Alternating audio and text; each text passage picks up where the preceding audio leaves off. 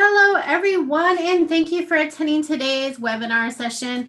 Today we're covering 3D Warp, and we're so happy to have with us Marianne Post, who's one of our master instructors, and most of you know her really well. So we'll quickly go through the housekeeping items for those that are joining us on Zoom. The session is being recorded and your audio is muted. You can ask questions at any time through the questions field. Marianne loves great questions, so feel free to chime in at any time, either with the Zoom or even on the social feeds. I'll monitor those as much as possible. We will post these recordings back to avid.com so you can view them if you've missed parts of those. So Marianne, I'm also excited to say we are going to hit our 1-year milestone next week for these live series. So I was so excited about that. And Marianne has been a huge part of that. You've been doing sessions since September, I think, beginning of September, to really help everybody through this period. So Marianne, we always appreciate you taking time for these sessions. And I also do know you have a lot to cover today. So I'm going to go ahead and hand this over to you and we can get started. All right. Hi, everybody. I hope everyone's doing well. And as mentioned, I'm going to be covering 3D Warp. Today, our emphasis is going to be on the non-transformational parameters. So if you're looking for some tips on like scale, position, rotation, perspective, the corner pinning, that kind of thing, you'll want to check out the session that I did back in September of last year. All right, so I'm going to go ahead and share my screen. Hopefully you guys can all see that. So I'm in Media Composer, and the first thing we are going to work with is a drop shadow in 3D Warp. So I have shots here set up, and I'm going to go ahead into full screen mode just so you guys can see what's been done. This is actually a continuation from what I set up from last session. So I'm going to hit Shift Command F to go into full screen, Shift Control F for everybody on Windows. And let's just see this. So basically I've got like a picture in picture and it's got some rotation and some movement, a little bit of perspective change, that kind of thing. And our client loves it. They just want to drop shadow to add a little bit of separation. And we say no problem every time. So I just exited full screen mode, and 3D Warp actually has a drop shadow. And one of the reasons I'm covering this is because of a question that comes up a lot historically in my courses, and that is about drop shadow softness. But if you haven't worked with drop shadow in 3D Warp or kind of new to it, it is a parameter here over in the effect editor. And when I enable it, I automatically get a drop shadow. And then you can open up the parameter and make adjustments to it. So like position and that kind of thing. Okay, so I just adjusted the position. If I go into full screen, you'll see that's kind of the result. So I'd continue playing around with the parameters until I get exactly what I need. But the one thing, and if I hit Shift Command F again, I don't have, regardless of when I got this set up, is I don't have a soft edge. Okay. And as you play, it follows and everything, but no soft edge.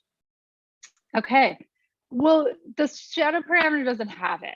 So you've got position, X and Y, and opacity. So it's going to be a little bit of a workaround, but once you get this set up, keep in mind that you can always make a template of this. So I'm going to leave the effects workspace. So I'm working in 2 workspaces today, by the way, on Media Composer 2020.5, although everything I'm showing today has been around for a really, really long time. For the most part.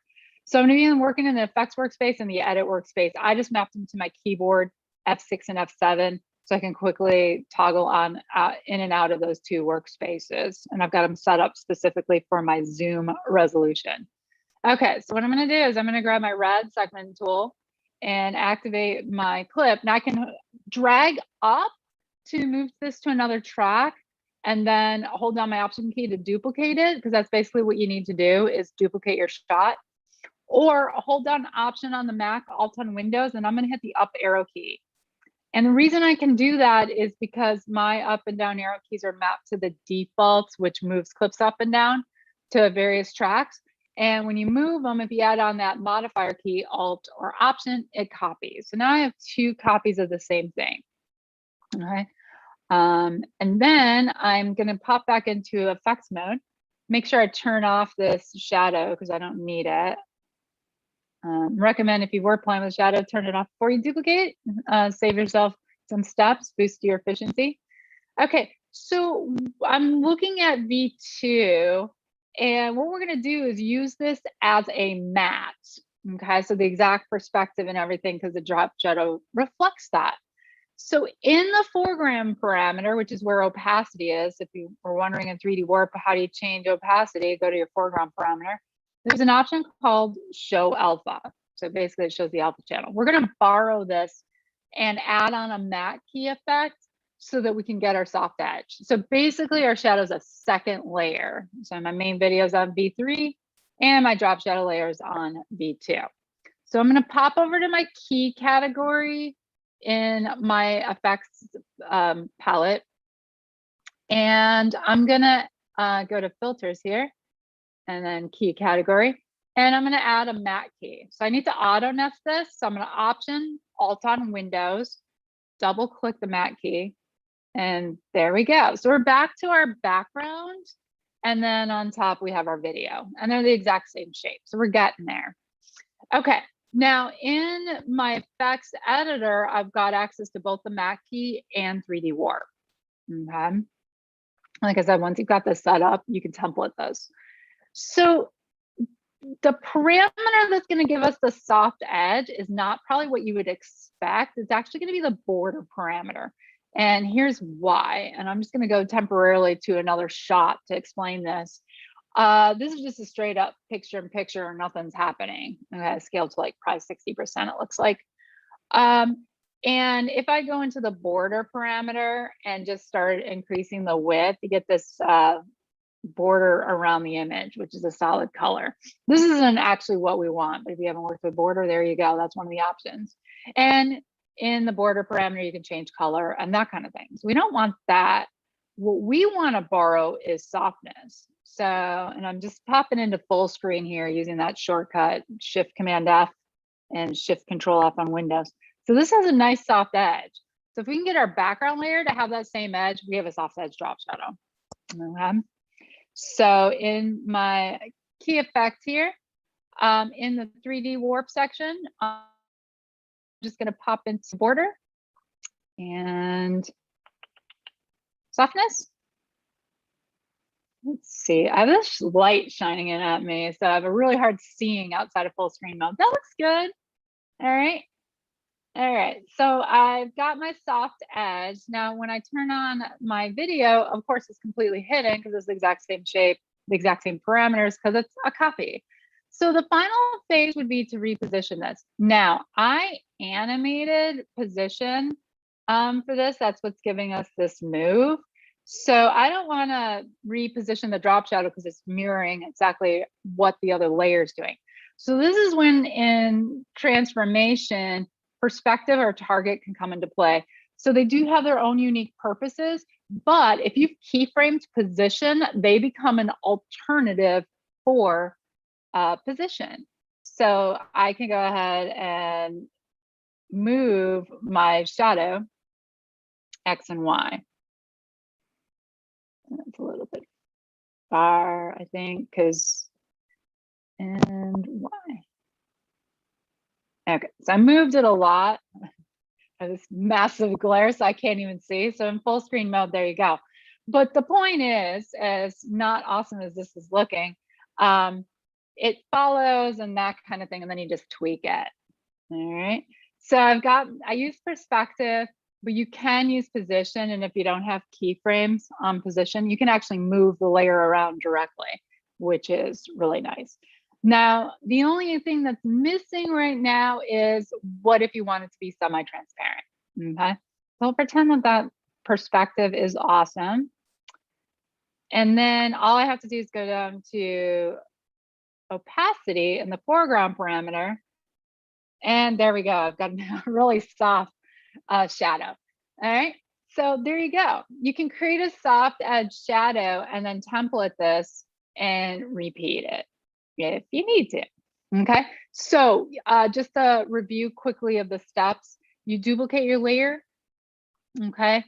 And then show alpha, and then at auto nest a matte key effect, and then set up in the border category softness, and then in position ideally, but if it's in use something like perspective to set the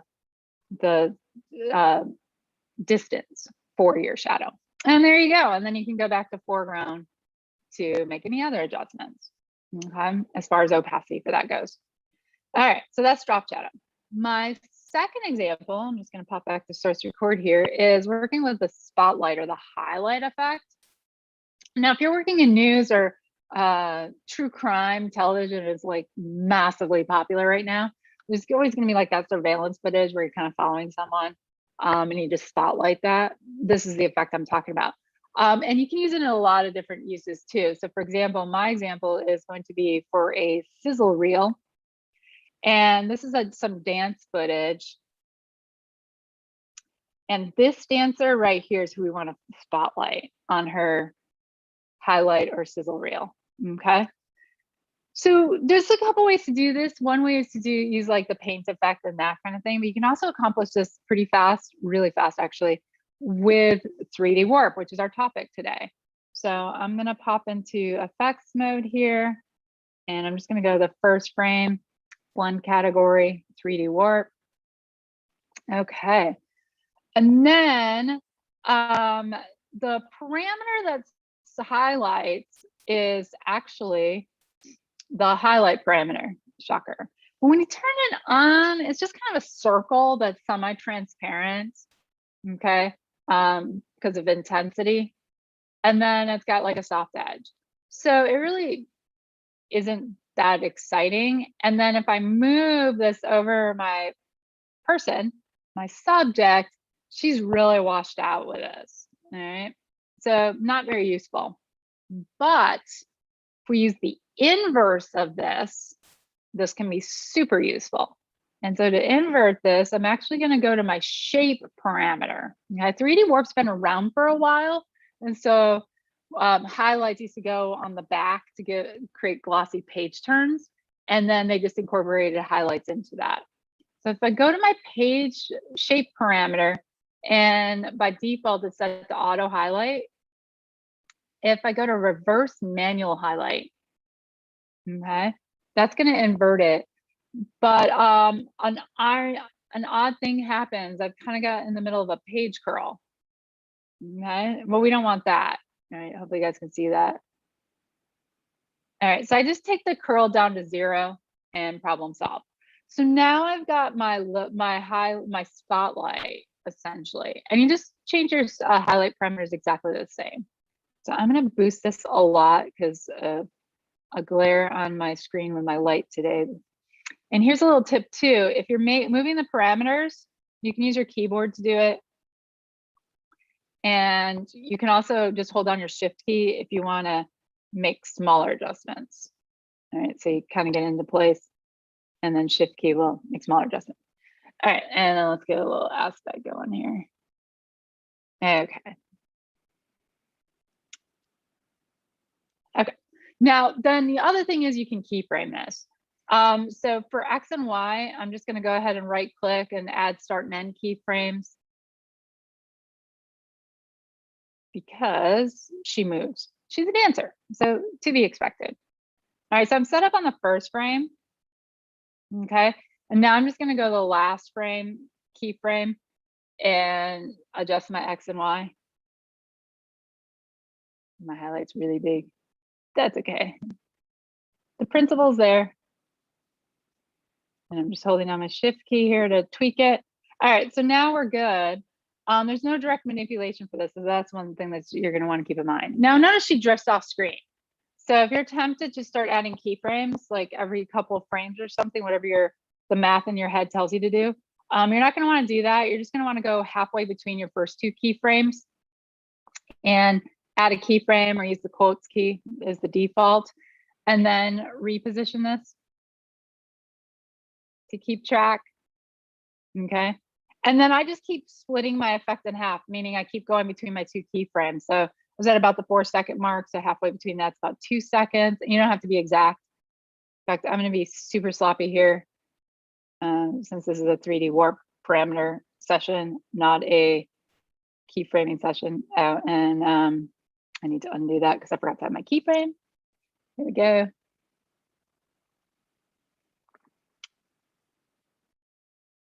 All right, so we're good. This one got a little off because I didn't have my keyframe before. Yeah, you just keep adding keyframes and then making the adjustments. Okay, not my best, not my worst, and having a really hard time seeing, but let's see how we did. And that's a pretty fast, and now I'm following her in the spotlight, and then you can just kind of tweak the other parameters as needed. Okay, so not bad for not really being able to see. Now here's the thing, when I was using the quotes key or the add keyframe button in the effects preview monitor to add keyframes, it adds keyframes to everything. If you need to make adjustments to like the intensity or the shape of your spotlight, I always recommend this anyways, but always just go to the top of the 3D warp, right click on that yellow layer and choose remove redundant keyframes. And then that way you're not going to end up getting odd animation when you play around with your highlights. You can see it's been reduced now just to X and Y. So if I need to adjust my intensity, I can, okay, or the softness and that kind of thing. Okay, so using the spotlight feature without using the actual spotlight, you just enable the highlight and then you go up to shape and change the highlight method to reverse manual highlight, which is going to give you a lovely page curl that you can take out by setting that to 0, and you're done. So there's another effect you can do. Okay, so back to source record mode.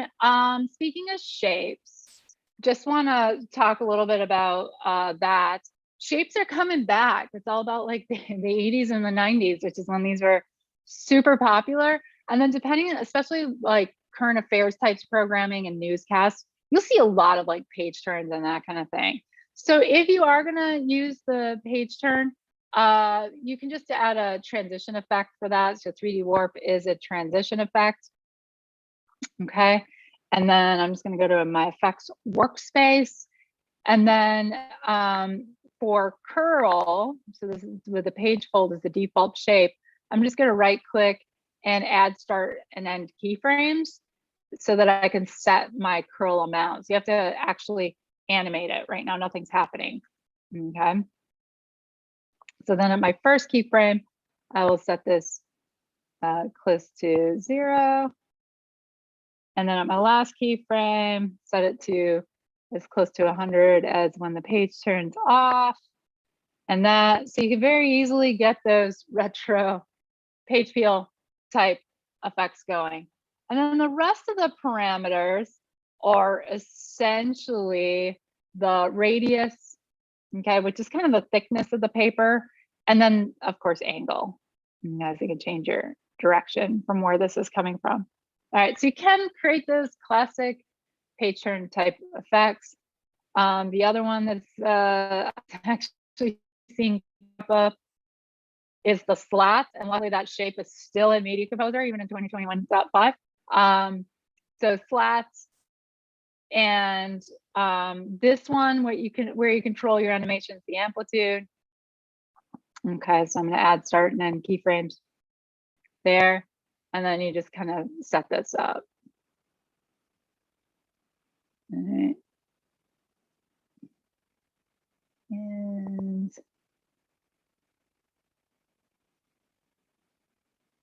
something like that.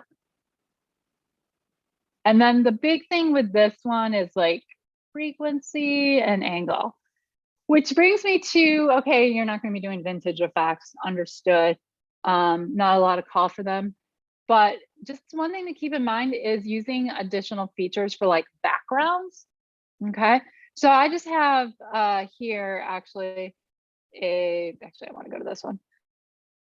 I have like a cell phone footage, the classic vertical footage, and then on the background, just a copy of the layer. So the option drag or the option up arrow key make a copy. And with 3D warp added, I can come into defocus, which is another parameter. Notice I have a lot open here. If you want to clean things up and just kind of close everything out, you can Option Alt on Windows, click on one of these parameters, and it closes everything out. So then I can go into defocus. So the background's just been scaled a lot. That's kind of a typical technique for dealing with vertical footage. And then I can defocus. When you go into defocus, the default actually is internal, which doesn't give you much. That's the original defocus in the very first iteration of 3D Warp. So it's backwards compatible to an extent. But if I go to foreground only, then I'll get like this full range of, to really blur this and kind of just make this a texture. Okay. And then add on to that, like a shape, like the slats. Okay. You can start using slats as a texture to increase that. Now these slats are bigger than normal just because the scale of this image is pretty high. Okay. So if I were to go to like this background, because another aspect of 3D Warp that we don't often think about is text. So my final example here is that you can apply 3D Warp parameters to text. You want to import your text. And just so any favorite program you use where you can output your text with transparency, so with an alpha channel, that's the way to go. PNG, that's what I have here, works great. Okay. So I might enhance the background by adding a blur to it. Okay. And this one's pretty blurry.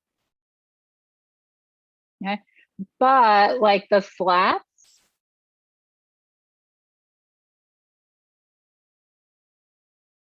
with frequency and that kind of thing.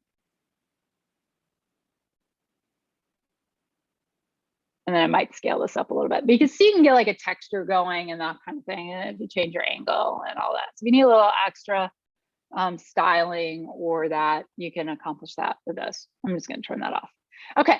But with text, this is where shapes can come in pretty handy. And when you import something with an alpha channel, you get the matte key effect. You don't want to add a 3D warp on top of that. It's going to give you a bad mix, which is why you don't want an auto nest, a 3D warp on top of your titler plus. That's not going to work so great. But a matte key effect has a promote button. So it's in the lower right corner of your effect editor. And when you click that, you get all your 3D options. So yeah, I can go ahead and add some keyframes here and do like a page turn. For this, what I always think of is there's all these home improvement programs and they'll do different animations for painting and that kind of thing, wallpapering and that kind of thing. So I could go ahead and do that with this. Okay. Let's go ahead and finish it. 50% is the default. So with text, this works great. All right. So then you just have to imagine. Let's go back to the beginning here. You just have to imagine that slapping on the wallpaper sound effect going across it, or like sticking on a sticker kind of thing. So there you go. And then you can use your other shape parameters and that kind of thing too. And then for text transitions too, just second example here, if I promote to 3D, you can use all the other parameters as well. Like when I talk about highlight not being awesome, well, you could actually animate highlight across text. Okay, I'm just gonna add some random keyframes here. So the classic, I've seen this coming back actually, the classic kind of gleam across your characters. So there is a use for highlight. This will do it. And I'm just using X position here. And I've done no setup for the highlight parameter. But if we play this, now we got this kind of gleam that's super short, super long. So if I option Alt on Windows, drag my keyframe, we can do like a super fast one. Okay. So, and that's like no setup. I can change my radius and angle. But basically, I just turned on the highlight parameter and use the X parameter keyframe that. And then everything else is just going to be, how intense do you want this to be? Okay, which is like opacity. What do you want the radius to be? And what do you want the angle to be? Just an aspect. So you can make like a thin line and that kind of thing. And if you're going to transition in, you can use defocus. If you're going to use defocus, you just want to make sure that when you click that, you use foreground and key. Notice I have more options than just internal and foreground when it's text. Media Composer recognizes the alpha channel and foreground and key. So like you can start doing various blurs and stuff like that. I should remove my redundant keyframes. Always remove those if you're using the add keyframe button. So therefore, now when I'm in my defocus, you can see that the blur and that kind of thing. So you can imagine like the animation you can do with this. Blur text effects with motion, taking advantage of 3D and the rotate and that kind of thing. You can get some nice text effects going. All right, so with that, I will take questions. I just need to pop over to the Zoom app a second and make sure I have volume again. I do. So are there any questions? Can you hear me, Marianne? I can hear you. Perfect. We always have to check that, don't we? One question was, can you set more than one of the angle graphic? Like when you're doing the angle cuts, the question came in, are you able to do more than one of those at a time? More than one angle. I'm not sure what that's referring to. Okay, let me see if they'll chime back in here. Something. So it was with graphics. So with the text, yeah, I do more than. Yeah, it was during the graphics section there on your angle radius curl page, I believe. Okay. Yeah, it's one angle, but you could keyframe it. You could keyframe angle so then it'll kind of spin around. But as far as can I have it peeling on from like the left and the right? No, not with some really creative layering. And that's when you kind of start to evaluate, do I want to get a plugin program or go somewhere else? But yeah, one angle at a time, but you can keyframe all these parameters. All right, awesome. Okay, I got another question. I want to add Z rotation to the layer. The default anchor point is placed in the horizontal vertical middle of the frame, but do I need to move it to H middle, V near bottom position? Is there a way of using the axis to see the sort of pointer of the anchor point in the recorded window UI? Yeah. So if you need to change your axis for rotation, and let me just, so right now, if I'm just gonna do a simple Z rotation, you can see it just rotates around the center. You can change your axis. I would use the axis direct manipulation, and then you can move it around. I think with my shape stuff on, yeah, my shape got in the way.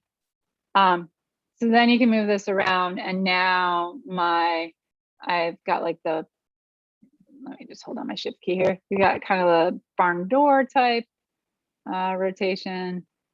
It's just, there we go. Or if I'm doing like my Z, it's tilted. So yeah, if you need to see your center of rotation and adjust your axis, I recommend using the axis direct manipulation tool.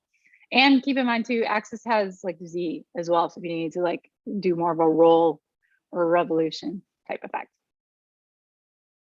Awesome. Really big thumbs up on that one. They didn't realize you could do that. So you just simplified their life. So they really appreciate that. I'm all for simplifying lives. Yes. Can animate promote to 3D as you shown for Matt Key?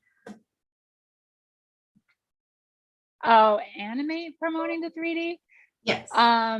No. It's just once it's on, it's on. And I can't, because it starts out pretty 2D. I'm really interested in kind of the scenario of, gee, why would you want to animate promoting to 3D? And by the way, once it's 3D, there's no demote button. I'd go back to my original Matt Key clip and overwrite what I have. But yeah, there isn't a way to animate promoting to 3D. All right, another question. You recommend importing text from outside app instead of using the legacy Avid titler tool. Is that correct? Well, because I'm on a Mac, so depending on what version of Media Composer you're on, you'll need to use something else, because I have Avid Titler Pro, Avid Titler Plus, and then I'd have to access another app or that kind of thing. But if you have it, and I can't even remember right now because it's been a minute, and you can promote it to 3D, then yeah, you can use the classic title on another layer. It's just, you don't want an auto nest 3D warp on top of a title. Okay? And by the way, there are free programs that you can access and create text. So it's not like you have to do the big Photoshop investment or anything like that. So there are options like that if you're worried about budget.